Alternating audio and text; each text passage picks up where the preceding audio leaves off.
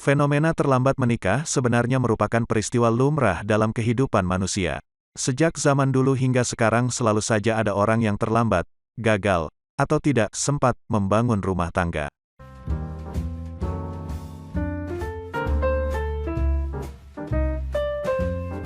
Hal ini bisa terjadi karena berbagai alasan.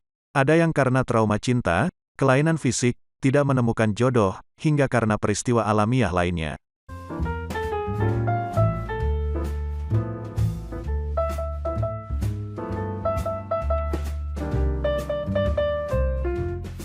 Pada zaman dulu, jodoh kebanyakan kita dapatkan dari sekitar tempat tinggal yang tidak terlalu jauh. Kita tentunya sering mendengar istilah peknggo, atau ngepetonggo yang artinya mengambil atau meminta anak tetangga. Ini merupakan bentuk perkawinan yang banyak terjadi pada masa dulu dengan lingkungan yang terbatas. Para orang tua biasanya mengetahui jejaka atau gadis mana yang masih jomblo atau belum menikah yang ada di lingkungannya. Pada areal yang terbatas itu pula, para orang tua ikut berperan dalam menjodohkan anak atau kaum mudanya dengan orang-orang yang dikenal yang ada di kawasan itu.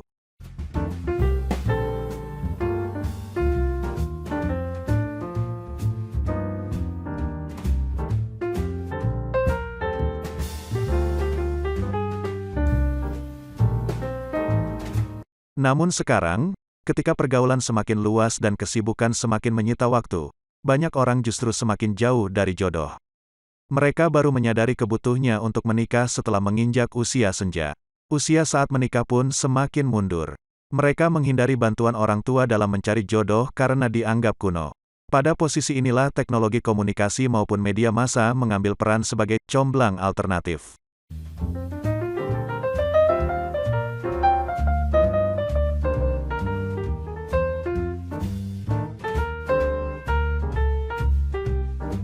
Tampaknya hubungan antara fenomena jomblo dengan teknologi komunikasi ini seperti saling melengkapi.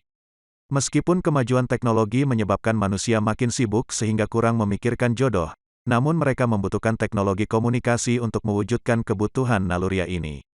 Semakin banyak orang yang menggunakan comblang alternatif ini berarti semakin besar pula jumlah jomblo atau orang yang terlambat menikah.